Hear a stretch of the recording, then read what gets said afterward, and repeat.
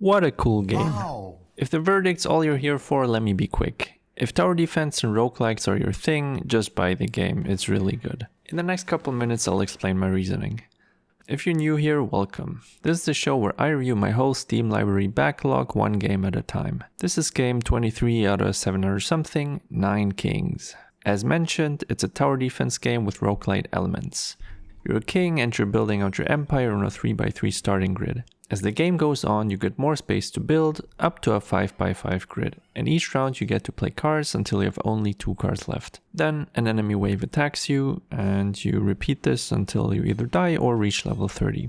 If you defeat the wave, you get a card from the attacking king. If you fight the Green King's army, you will get a green card as reward. There's 9 different playable kings that you'll have to unlock little by little, so the starting selection is a little smaller than that. Each king has 9 different cards at their disposal, which sounds like not that much, but since you're fighting multiple kings at any given point, you get access to their cards as well. Once a run ended and you get XP, that levels up your particular king. This lets you unlock and use perks like you start with an extra unlocked space, or your base is now upgradable 3 more times. What I liked about this little system is that they have multiplier nodes in there that buff adjacent nodes, so even there you could strategize and come up with new builds. One time I just went super hard into upgrading my base, for example, and since I used the times X modifier, the max level of the base was 15 or something like that. You got different game modes to keep you entertained. There's the standard get to level 30 in peasant difficulty or whatever it's called, then get to level 30 in prince difficulty, and so on and so forth. When I bought this game, this was the only way to play it,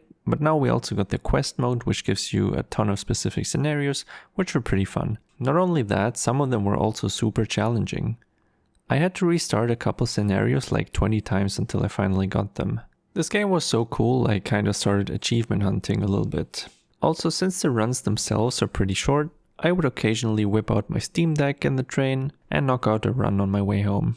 I'm pretty impressed with the devs because it seems like they're super active with developing and improving the game. I enjoy reading their thought process behind the decisions they take and to just see where the journey's going. As far as I know, the next big thing coming up is ranked mode. I'm very curious as to how that's gonna go. I imagine maybe like other tower defense games where you're just in a shared lobby and you see who gets the furthest maybe. Anyways, just for you to get a better idea of what's possible with the different kings, here's a quick rundown of my favorite way to play some of them.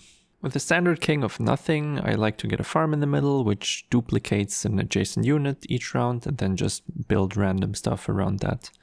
With the king of greed, I enjoy stacking these turrets that get faster the more money you get. So in the beginning they're very slow and weak, but once you're at critical mass you kind of kill everything because they got super fast. But I think my favorite king is the wizard one. He has a building that has a chance of duplicating an enchantment on one of your units, so stacking a bunch of enchantments on one really strong unit is always fun for me. Also, the wizard king's base attack is pretty cool. Each king has a different one. I don't really have many negative things to say about the game. I think there was a slight inconvenience to me was that after losing a quest, they would force you to go back to the map instead of just hitting retry, but that's really it kind of. So, to sum up what I already said, this game has great variety, a good amount of content, very active devs, a great concept with great execution. No wonder its recent reviews are overwhelmingly positive on Steam, deservedly so. I understand the price tag of $20 might seem steep for a game like this, but I would still say that it's worth it. They do run the occasional 50% off sale, so if you're still skeptical, you could just wait for one of those. I'm looking forward to see what they decide to do next and how the 1.0 release is gonna look. If you made it this far, thanks for watching. Drop a like and subscribe if you haven't already. I release a new video every once in a while. Good luck.